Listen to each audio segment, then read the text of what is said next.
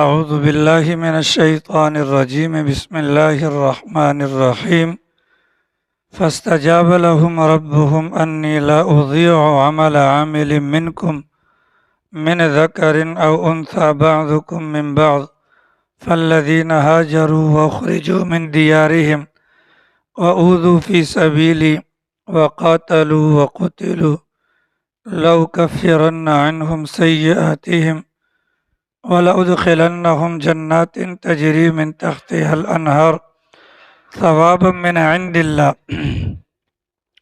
وَاللَّهُ عِنْدَهُ حُسْنُ الثَّوَابِ لَا يَغُرَّنَّكَ تَقَلُّبُ الَّذِينَ كَفَرُوا فِي الْبِلَادِ مَتَاعٌ قَلِيلٌ ثُمَّ مَأْوَاهُمْ جَهَنَّمُ وَبِئْسَ الْمِہَادُ۔ سورہ آل عمران مدینہ منورہ کے اندر نازل ہونے والی اس مبارک صورت کے اندر اللہ تعالیٰ نے 200 آیات مبارکہ کو ذکر فرمایا، اور یہ جو آیات مبارکہ ابھی آپ کے سامنے تلاوت کی گئی یہ تقریباً بالکل آخری آیات مبارکہ ہیں، اور مدینہ منورہ کے اندر نازل ہونے والی اس مبارک صورت کے اندر اللہ تعالیٰ نے ابتدائی طور پر جو 83 آیات مبارکہ ہیں ان میں عیسائیوں کے باطل نظریات کو بیان کیا۔ اس کے بعد اللہ تعالیٰ نے کچھ باتیں یہود و نصارہ کے متعلق مشترکہ طور پر بیان فرمائی، کعبۃ اللہ کے حوالے سے ذکر کیا، رسول اکرم صلی اللہ علیہ وسلم کے حوالے سے کچھ باتیں ہوئیں، اس امت کے حوالے سے کچھ باتیں ہوئیں، اور اس کے بعد اللہ تعالیٰ نے چند آیات کے اندر غزوہ بدر کو بیان کیا، اور پھر تفصیل کے ساتھ اللہ تعالیٰ نے غزوہ احد کو بیان کیا۔ اور ان تمام باتوں کو بیان کرنے کے بعد یہ بالکل جو آخری آیات ہیں ان سے ماقبل والی آیات کے اندر اللہ تعالیٰ نے اپنی قدرت کی بعض نشانیوں کا ذکر کیا، اور قدرت کی نشانیوں پر غور و فکر کرنے والوں کو اللہ تعالیٰ نے عقل مند قرار دیا، اور عقل مندوں کی پھر تعریف بیان کی۔ عقل مند وہ ہوتے ہیں جو اللہ کو یاد کرتے ہیں ہر حال کے اندر، بھلے وہ کھڑے ہوں، بیٹھے ہوں یا لیٹے ہوں، ہر حال کے اندر وہ اللہ تعالیٰ کو یاد کرتے ہیں، اللہ کی قدرت پر غور کرتے ہیں، تو ان کی زبان پر یہ جملہ خود بخود آتا ہے کہ ربنا ما خلقت ھذا باطلا، اے اللہ یہ جو اتنی بڑی کائنات آپ نے بنائی ہے، یہ قدرت کی جو نشانیاں ہمیں نظر آتی ہیں ان کو آپ نے بیکار فضول پیدا نہیں فرمایا ہے۔ اور اس کے ضمن میں کچھ اور بھی وہ دعائیں کرتے ہیں۔ جب ان کو یہ سمجھ میں آ گیا اللہ نے قدرت کی نشانیاں دکھلا کر لوگوں کو اپنی طرح متوجہ کیا ہے، انہوں نے اس موقع پر اپنے گناہوں کی معافی کی درخواست کی، یہ دعا بھی مانگتے ہیں، اللہ سے یہ دعا بھی مانگتے ہیں، اے اللہ آپ کے منادی یعنی پیغمبر کی آواز یا ہر وہ بندہ جو قرآن کریم کی طرف بلائے، منادی کی پکار کو سنا، ایمان کو قبول کیا، لہذا ہمیں اس کا بدلہ دیجیے۔ حضرت آدم سے لے کر رسول اکرم صلی اللہ علیہ وسلم تک تمام نبیوں نے مشترکہ طور پر یہی بات بیان فرمائی ہے، ایمان کا صلہ اور بدلہ اللہ نے جنت رکھا ہے۔ تو گویا کہ یہ جو لوگ اللہ کی قدرت پر غور و فکر کرتے ہیں تو پھر وہ اللہ سے دعا مانگتے ہیں، اللہ تعالیٰ ان کو ان کی دعاؤں کی بدولت اللہ تعالیٰ وہ بدلہ بھی عطا فرماتے ہیں۔ اور پھر آخری دعا یہ بھی مانگتے ہیں ایمان والے، اے اللہ قیامت کے دن کی رسوائی سے بچانا، کہ قیامت کے دن کی رسوائی کیا ہے؟ انسان جہنم کے اندر چلا جائے۔ یہ ساری کی ساری دعائیں ماقبل میں بیان کی۔ اب یہ جو آگے والی آیات مبارکہ ہیں، اب دعاؤں کی قبولیت کے جو معاملات ہیں اللہ تعالیٰ نے ان کو بیان کیا، کہ ماقبل میں ایمان والوں نے جو دعائیں مانگی ہیں کہ ربنا انک من تدخل النار فقد اخزیت، یا ربنا اننا آمنا فاغفر لنا ذنوبنا وکفر عنا سیئاتنا، یہ جو مختلف الفاظ کے اندر دعا مانگی گئی، اللہ فرماتے ہیں فاستجاب لهم ربهم، ان دعائیں مانگنے والوں کی دعاؤں کو اللہ نے یا ان کے رب نے قبول کیا۔ انی لا اضیع، اور ان سے یہ کہا کہ میں ضائع نہیں کرتا، ان سے یعنی دعائیں مانگنے والوں سے یہ کہا کہ میں ضائع نہیں کرتا، عمل عامل منکم، تم میں سے جو کوئی بندہ بھی نیک عمل کرے، تم میں سے جو کوئی بندہ بھی نیک عمل کرے۔ نیک عمل کون سا ہے؟ کہ طریقہ بھی صحیح ہو اور عمل کرنے والے کا عقیدہ بھی صحیح ہو۔ من ذکر او انثی، وہ نیک عمل کرنے والا بھلے مرد ہو یا عورت ہو، گویا کہ اس بات کا پیغام دے دیا گیا کہ مرد ہونا یا عورت ہونا یہ کوئی عیب کی بات نہیں یا کوئی فضیلت کی بات نہیں ہے۔ مرد ہے تو وہ بھی اعمال کرے گا، عورت ہے تو وہ بھی اعمال کر سکتی ہے۔ میں بعضکم من بعض، جو تم مرد یا عورت ہو بعض میں سے ہو، مطلب ایک دوسرے میں سے ہو، کہ مردوں سے اللہ نے عورتوں کو پیدا کیا، بائیں پسلی سے اما حوا کو پیدا کیا، اور پھر عورت کے ذریعے سے اللہ نے مرد کو پیدا کیا۔ تو یہ کائنات کا نظام ہے، اس نظام کی بنیاد پر اعمال پر کوئی اثر نہیں ہوگا، یا اللہ کی یہاں کوئی فضیلت کے اعتبار سے ایسا نہیں ہے کہ مرد بازی لے جائیں گے اور عورتیں پیچھے رہ جائیں گے، نہیں۔ فالذین ہاجروا، اب اللہ تعالیٰ فرماتے ہیں سو وہ لوگ جنہوں نے ہجرت کی۔ ہجرت کا مطلب آتا ہے ترک کرنا، ہجرت کا مطلب آتا ہے ترک کرنا، چھوڑ دینا۔ شروع اسلام کے اندر جب تک مکہ مکرمہ فتح نہیں ہوا تھا تو دین اسلام کی حفاظت کے پیش نظر اور اعمال پر مداومت کے پیش نظر ہجرت کرنا فرض تھا، لیکن جب مکہ مکرمہ فتح ہو گیا تو ہجرت والا چیپٹر کلوز ہو گیا، بند ہو گیا۔ اب ہجرت کیا ہے؟ اب ہجرت بھائی اعتبار ہے انسان گناہوں کو چھوڑ کر نیکی کی طرف آ جائے، گندی صحبت کو چھوڑ کر نیک لوگوں کی صحبت اختیار کر لے، تو یہ بھی ہجرت کے اندر آتا ہے۔ فالذین ہاجروا، سو وہ لوگ جنہوں نے ہجرت کی، بھلے وہ مرد ہوں یا عورت ہوں، عورتیں ہوں، وَأُخْرِجُوا مِن دِيَارِهِمْ، اور دین کی وجہ سے ان کو ان کے گھروں سے نکالا گیا، ان کو ان کے گھروں سے نکالا گیا۔ کہ اب ظاہر ہے جیسے پوری دنیا کے اندر کافر لوگ ہیں، ان میں سے کوئی اگر اسلام سے، مسلمانوں سے متاثر ہو کر کلمہ پڑھ لیتا ہے تو ان کو گھر سے نکال دیا جاتا ہے۔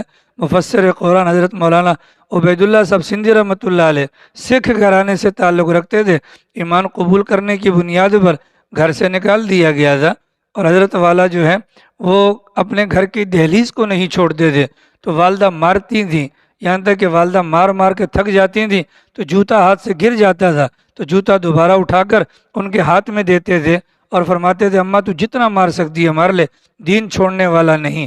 تو یہ فرمایا گیا کہ ان کو ان کے گھروں سے نکال دیا گیا۔ وَأُوذُوا فِي سَبِيلِ، اور میرے راستے کے اندر ان کو تکلیف پہنچائی گئی۔ اللہ تعالیٰ کا راستہ، دین کا کوئی بھی راستہ ہو، تکلیف ہم لازمی ہے۔ اللہ کے راستے میں تکلیف نہ پہنچے تو موٹی سی بات ہے، اس کا موٹا سا مطلب یہی ہے کہ وہ بندہ اللہ کے راستے میں ہے نہیں ہے، ورنہ تکلیف پہنچتی ہے۔ حضرت مولانا اشرف علی صاحب تھانوی رحمہ اللہ فرمایا کرتے تھے کہ جس امام سے اس کے سارے مقتدی راضی ہوں، جس امام سے اس کے سارے مقتدی راضی ہوں، یہ اس بات کی علامت ہے وہ امام حق بیان نہیں کرتا۔ اس لیے کہ جو نیکی کا کام کرے گا، دین کا کام کرے گا تو لازماً اس کے مخالفت کی جائے گی، ٹھیک ہے۔ وَأُوذُوا فِي سَبِيلِ، میرے راستے کے اندر، تو اللہ کا راستہ، دین کا راستہ کوئی سا بھی ہے، شکلیں مختلف ہیں لیکن نتیجہ سب کا ایک ہی ہے۔ وَقَاتَلُوا وَقُتِلُوا، یا انہوں نے قتال کیا یا وہ قتل کر دیے گئے، نتیجہ کیا ہوگا؟ لَأُكَفِّرَنَّ عَنْهُمْ سَيِّئَاتِهِمْ، میں ان کے گناہوں کا کفارہ کر دوں گا۔ یہ اللہ کے راستے کی برکت ہے، بھلے ستایا جائے اللہ کے راستے میں۔ اب انشاءاللہ کل کراچی اجتماع شروع ہونے کو ہے، یقینی اعتبار سے دیر تا دور کے لیے تشکیلیں ہوں گی، دیہات کے اندر بھی ہوں گی، مخالفتیں بھی ہیں بہت سارے علاقوں میں کہ جہاں پر تبلیغ والوں کو گالیاں دی جاتی ہیں، تو وہاں پر اگر کسی کو دھکا دیا جائے، کسی کو اگر بری بات کہی جائے، اس موقع پر اپنے دماغ میں یہ بات بٹھا لیجیے وَأُوذُوا فِي سَبِيلِ، ٹھیک ہے۔ تو نتیجہ کیا ہوگا؟ لَأُكَفِّرَنَّ عَنْهُمْ سَيِّئَاتِهِمْ، اللہ فرماتے ہیں کہ میں ان کے گناہوں کا کفارہ کر دوں گا۔ وَلَأُدْخِلَنَّهُمْ جَنَّاتٍ، اور میں ان لوگوں کو، مطلب جو اللہ کے راستے میں ہجرت کریں، جو اللہ کے راستے میں ہجرت کریں، جن کو اللہ کے راستے یا اللہ کے دین کی وجہ سے گھروں سے نکالا گیا، یا جن کو اللہ کے راستے کے اندر اذیت پہنچائی گئی، یا جنہوں نے اللہ کے راستے کے اندر قتل و قتال کیا، یہ چار قسم کا طبقہ ہے جن کے متعلق اللہ فرماتے ہیں ان کے گناہ بھی معاف کروں گا، ان کو ایسے باغات کے اندر داخل کروں گا جن کے نیچے نہریں بہتی ہوں گی، ٹھیک ہے جی۔ اس کے درمیان میں ایک سوال ہے اور جواب نہیں بتاؤں گا، آپ ماشاءاللہ سارے عقل مند حضرات ہیں، جواب آپ نے خود ڈھونڈنا ہے، اللہ کرے میں سوال سمجھا پاؤں۔ جنت کے اندر انشاءاللہ جائیں گے، انشاءاللہ جائیں گے، انشاءاللہ بولو جائیں گے، بھلے ہم نمازیں نہیں پڑھتے لیکن جائیں گے جنت میں، ہاں ٹھیک ہے، بھلے ہم جماعت میں نہ جائیں لیکن جنت میں لازمی جائیں گے، کیونکہ وہ ہمارے باپ کی میراث ہے۔ ہمارا باپ حضرت آدم جنت سے باہر نکلا تھا نا، تو جنت ہمارے باپ کی میراث ہے، انشاءاللہ جائیں گے، انشاءاللہ۔ بھلے جس کا منہ بنتا ہے وہ منہ بنائے لیکن جنت میں انشاءاللہ جائیں گے۔ اب سوال ہے اللہ میاں کا دیدار ہوگا، یہ میرا سوال سمجھیے گا، اللہ کرے اگر آپ اس کا جواب ڈھونڈ کے لے آئیں تو واقعتاً یہ بڑی نعمت والی بات ہوگی۔ حاجی زرین خان صاحب، سوال یہ ہے کہ جنت میں اللہ میاں کی زیارت ہوگی، اتنی بات تو آپ کے بھی علم ہے، اس پر ہمارا ایمان ہے کہ دنیا کے اندر زیارت ممکن نہیں، اور جنت میں قیامت والے دن زیارت ہوگی، ہر بندے کو ہوگی۔ باقاعدہ لمبی لمبی روایات ہیں، رسول اکرم صلی اللہ علیہ وسلم نے سورج کی مثال دے کر فرمایا کہ دوپہر کا وقت ہو تو تم میں سے کوئی بندہ اگر سورج کو دیکھنا چاہے تو کوئی مشکلات ہوتی ہیں، فرمایا نہیں کہ اللہ میاں کو بھی ایسے دیکھ لو گے، ٹھیک ہے۔ اب سوال یہ ہے اللہ کی ذات کے متعلق ہمارا دعویٰ ہے اللہ سخی ذات ہے، اللہ سخی ذات ہے، اور اپنے متعلق ہمارا دعویٰ ہے ہم اللہ کے دیدار کے محتاج ہیں، ہم اللہ کے دیدار کے محتاج ہیں، ہم اللہ کے دیدار کے محتاج ہیں۔ ساری زندگی کلمہ پڑھا ہے، ہاں سجدہ کر رہے ہیں، تو اگر ہمارے دماغ میں یہ ہے نا کہ یار خدا کو سجدہ کر رہے ہیں تو ساری زندگی جس کا نام لیا اس کو دیکھنا بھی تو ہے نا، ایک دل میں تمنا تو ہوتی ہے۔ اللہ سے دعا کیا کریں اللہ تعالیٰ ہمیں زیارت سے محروم نہ کرے، اللہ تعالیٰ زیارت سے محروم نہ کرے۔ ہمارے بڑوں نے فرمایا کہ جو جمعے والے دن بلکہ نہیں، حضرت مجدد الفسانی رحمۃ اللہ علیہ نے فرمایا کہ جو جمعے کی نماز کے اندر دائیں بائیں دھیان گھماتا ہے، جمعے کی نماز، امام یہ 16ویں صدی کا سب سے بڑا عالم دین فرماتا ہے کہ جو جمعے والے دن جمعے کی نماز کے اندر جس کا دھیان نہیں ہوتا وہ قیامت والے دن اللہ کی زیارت تو کرے گا لیکن اللہ کو پردے کے ساتھ دیکھے گا، بغیر پردے کے نہیں دیکھے گا۔ اتنی بڑی محرومی کی بات ہے۔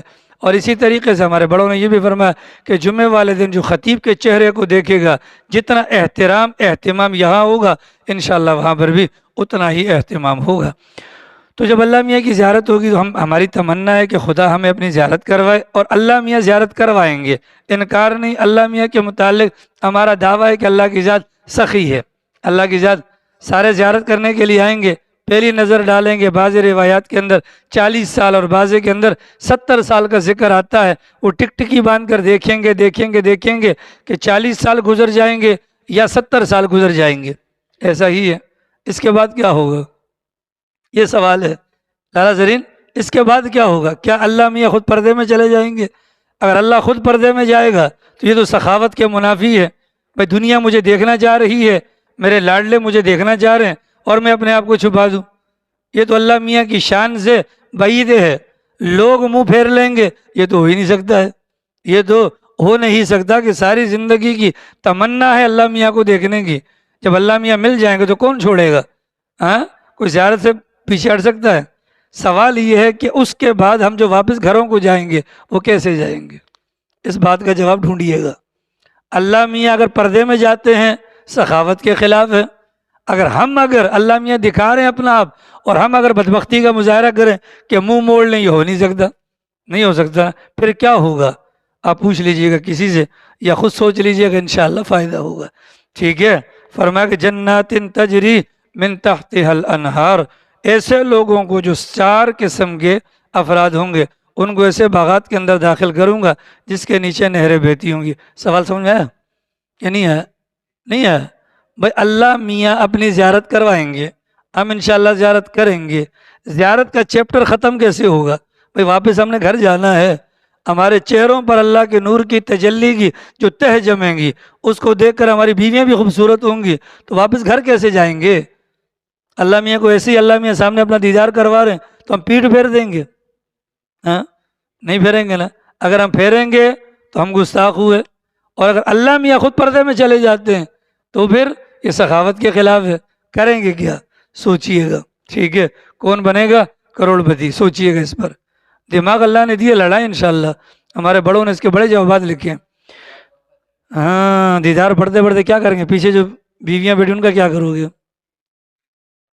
وہاں لیاری والے وہاں پر بھی ہوں گے تاڑم تاڑی، ثوابا من عند اللہ، ٹھیک ہے۔ پھر وہاں پر کیا ملے گا؟ اللہ کی طرف سے بدلہ ملے گا، اللہ کی طرف سے کیا ملے گا؟ بدلہ ملے گا۔ واللہ عندہ حسن الثواب، اور بدلہ اللہ میاں کے پاس سب سے بہترین ہے۔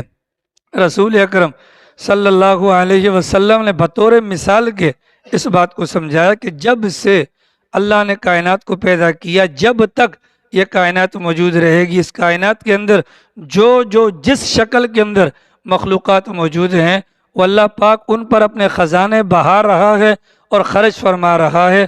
اس کے باوجود قیامت کی صبح تک اللہ کے خزانوں میں اتنی بھی کمی نہیں آئے گی، جیسا کہ تم میں سے کوئی بندہ سمندر کے اندر سوئی کو ڈبو کر باہر نکال دے تو جیسے اس سوئی کے ساتھ لگے ہوئے پانی کے قطرے کی وجہ سے سمندر میں کمی نہیں آتی، اسی طریقے سے اللہ تعالیٰ اگر سب کو نوازنا شروع کر دے یا نوازتا رہے یا نواز چکا ہے، اللہ کے خزانے میں پھر بھی کوئی کمی نہیں آئے گی۔ وَأَخْرَجَتِ الْأَرْضُ أَثْقَالَهَا کے اندر تفسیر میں یہ بھی لکھا ہے اللہ نے جو خزانے زمین کے اندر دفن کیے ہیں نا، تو جب وہ سور پھونکا جائے گا سارے خزانے زمین باہر نکال دے گی، ٹھیک ہے۔ لا یغرنک تقلب الذین کفروا فی البلاد، کافر لوگ، بدماش قسم کے لوگ مسلمانوں کو دھوکہ دیتے تھے، تم کہتے ہو ہم سے اللہ راضی، اپنی شکل تو دیکھو، جوتیاں دیکھو، کپڑے دیکھو، ٹوپیاں دیکھو۔ اللہ فرماتے ہیں لا یغرنک، تجھے دھوکے میں نہ ڈالے اے ملک اکبر، تجھے دھوکے میں نہ ڈالے اے ملک اکبر، تقلب الذین کفروا، کافروں کا یوں زمین میں چلنا پھرنا کہ جھنڈے والی گاڑی، بڑی بڑی بلڈنگیں، متاع قلیل، ان کے پاس جو بھی ہے وہ تھوڑا سا ہے، ان کے پاس جو بھی ہے وہ تھوڑا سا ہے۔ یہ جو بار بار اللہ میاں کہتے ہیں تھوڑا سا ہے، اس کی وجہ کیا ہے؟ ایک بندے کو ارب خرب پتی ہے، اللہ کہتے ہیں تھوڑا سا، ہمیں نظر آتا ہے بہت زیادہ۔ اس کی بنیادی وجہ یہ ہے آخرت کے مقابلے میں دنیا کی زندگی 1.5 منٹ کی بنتی ہے، تو 1.5 منٹ کے اندر اگر ایک بندے کو 1 کروڑ روپے آ جائے وہ کیا کرے گا؟ کچھ کر سکتا ہے؟ اسی وجہ سے سرکار نے فرمایا تمہارا مال کون سا ہے؟ جو کھا لیا یا جو پہن لیا، ہاں، جو باقی چھوڑ دیا وہ کس کا ہے؟ وہ رسا گئے۔ لیکن الذین متاع قلیل، تھوڑا سا منافع ہے، ثم مأواہم جہنم، اور اس کے بعد جہنم ان کا ٹھکانہ ہے، وبئس المہاد، اور بہت برا ٹھکانہ ہے۔ اللہ تعالیٰ ہم سب کی حفاظت فرمائے۔ بعض لوگ بیچارے جذبات کے اندر کہہ دیتے ہیں، بہرحال ایسی باتیں مذاق میں بھی نہیں کہنی چاہیے، اسی وجہ سے فرمایا گیا کوئی کسی کو کہہ دے او جہنمی، ٹھیک ہے، تو یہ گالی ہے، کیا ہے؟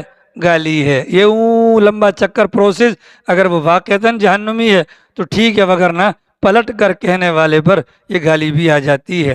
لیکن الذین اتقوا، لیکن وہ لوگ جو اپنے رب سے ڈرے، ہاں، لہم جنات، ان کے لیے باغات ہیں، ہاں، تجری من تحتها الانہار۔ ہمیں یہ بات سمجھ میں نہیں آئے گی اللہ ہمیں سوئٹزرلینڈ لے کر جائے، بولو آمین۔ بس قدرت کا نظارہ دیکھنے ہیں نا، قدرت کے نظارے تو سوئٹزرلینڈ کے اندر باقاعدہ ہریالی، وہاں پر یہ نہری نظام ہے، پھر ہمیں جنت میں سمجھ میں آئے گا کہ یار یہ نہری نظام ہوتا کہ ہم نے ساری زندگی کالے گٹر دیکھے ہیں، بیٹھے ہوئے گٹر دیکھے ہیں، بھرے ہوئے گٹر، ہمیں کیا پتہ جنت کیا ہوتا ہے؟ لہم جنات تجری من تحتها الانہار، تو جنت کہاں پر ہے؟ وہاں پر ہے۔ دنیا میں جنت ایک ہی بندے نے بنائی تھی، اس کا نام کیا تھا؟ شداد۔ تو اللہ ہمیں شداد کی جنت سے بچائے، اللہ ہمیں اپنی جنت نصیب فرمائے۔ خالدین فیہا، اس میں لالا ہمیشہ رہیں گے انشاءاللہ، اس میں انشاءاللہ ہمیشہ رہیں گے، ٹھیک ہے۔ اللہ تعالیٰ کو باوجود ہے کہ سب کو پتہ ہے، ہم سب کو پتہ ہے کہ جنتی جنت میں، جہنمی جہنم میں، اس کے باوجود اللہ ہماری تسلی کے لیے موت کو مینڈے کی شکل میں لا کر ہمارے سامنے ذبح کریں گے تاکہ ایمان والوں کو آج کے بعد مرنے کا غم نہ ہو۔ ہاں، کتنی بڑی بات ہے نا، نزلا من عند اللہ، یہ سب کچھ ہوگا اللہ تعالیٰ کی جانب سے مہمان نوازی کی بنیاد پر۔ وما عند اللہ خیر للابرار، اور فرمایا کہ اللہ تعالیٰ کے پاس نیک لوگوں کے لیے جو کچھ ہے نا وہ بہت بہتر ہے۔ یہ تو چند باتیں گنوائی ہیں، یہ تو چند باتیں گنوائی ہیں، باقی یہ فائنلی نہیں ہے، بلکہ وہاں جو چاہے گا وہ کھاتا رہے گا۔ تو وما عند اللہ خیر للابرار۔ اب چونکہ 83 آیات کے اندر عیسائیوں کی تردید تھی، پھر یہودیوں کی، عیسائیوں کی مشترکہ تردید، پھر یہودیوں کی تردید، تو سامنے والوں کے ذہن میں یہ نہ آ جائے کہ جی صرف مسلمان ہی اچھے ہیں باقی تو سارے جہنمی ہیں۔ اللہ تعالیٰ فرمایا وَإِنَّ مِنْ أَهْلِ الْكِتَابِ، نہیں، معاملہ ایسا نہیں ہے کہ سارے اہل کتاب برے ہوں، کچھ اہل کتاب ایسے بھی ہیں لَمَن يُؤْمِنُ بِاللَّهِ، جو اللہ پر ایمان لائے، وَمَا أُنزِلَ إِلَيْكُمْ، اس پر بھی ایمان لائے، اے محمد جو آپ کی طرف اتارا گیا، وَمَا أُنزِلَ إِلَيْهِمْ، اور اس پر بھی ایمان لائے جو ان کے زمانے میں ان کی طرف اتارا گیا، تورات پر یا زبور پر یا انجیل پر، خاشعین للہ، اللہ سے ڈرتے ہوئے، لا یشترون بآیات اللہ ثمنا قلیلا، انہوں نے اللہ کی آیات کو تھوڑے سے ثمن کے بدلے بیچا نہیں، اولئک لہم اجرہم عند ربہم، ایسے لوگوں کے لیے ان کے پروردگار کے پاس اجر ہے۔ ان اللہ سریع الحساب، بلا شبہ اللہ کی ذات بہت جلد حساب لینے والی ہے۔ یا ایھا الذین آمنو، اے ایمان والو، یا ایھا الذین آمنو اصبروا، دین اسلام کے راستے میں یا دین پر عمل کے نتیجے میں پہنچنے والی تکالیف پر صبر کرو۔ کیا کرو؟ صبر کرو۔ وصابروا، اور حق بات کو پہنچانے پر ڈٹ جاؤ۔ دینی راستے میں یا دین کی وجہ سے پہنچنے والی تکلیفوں پر کیا کرو؟ اور حق بات کو پہنچانے میں ڈٹ جاؤ۔ ورابطوا، اپنی سرحدوں کو محفوظ بناؤ۔ سرحدیں بھلے ملک کی ہوں یا سرحدیں ہمارے مذہب کی ہوں، تو مذہبی سرحدوں کی ضرورت ہے، باقی وہاں تو جان جاتی ہے، وہاں تو جانے کا نام ہی نہ لیا کرے۔ وہاں کے لیے زندہ باد پاک آرمی، ٹھیک ہے، کم سے کم ہماری جو مذہبی سرحدیں ہیں ان کی تو حفاظت ہو۔ اب یہاں پر ایک بندہ ہے، نام لینا مناسب بھی نہیں ہے، اس کی نماز کا جو جنازہ اس نے نکالا ہوا ہے، لیکن وہ درس میں نہیں بیٹھتا، وہ قوما نہیں کرتا، باقاعدہ میں نے گواہ بنایا تھا کسی کو، قوما بھی نہیں کرتا۔ تو یہ ہماری مذہبی سرحدیں ہیں کہ اعمال کو سیکھنا، عقیدے کو سیکھنا، سنت کیا ہے، فرض کیا ہے، واجب کیا ہے اور بدعت کیا ہے، ان تمام چیزوں کو، ٹھیک ہے۔ واتقوا اللہ، اللہ سے ڈرو، لعلکم تفلحون، تاکہ تم کامیاب ہو جاؤ۔ اس مبارک سورت کی 200 آیات کے اندر اللہ تعالیٰ نے مختلف چیزوں کو بیان کیا۔ ابھی آگے سورۃ النساء شروع ہو رہی ہے، اور کل انشاءاللہ کراچی اجتماع بھی شروع ہو رہا ہے۔ 12 تاریخ کو انشاءاللہ دعا ہے، تو 12 تاریخ کو اتوار ہے، تو اتوار والے دن ساتھی تھکے ہوں گے، انشاءاللہ سورۃ النساء کو پیر والے دن بیان کیا جائے گا۔ اللہ تعالیٰ توفیق عمل نصیب فرمائے۔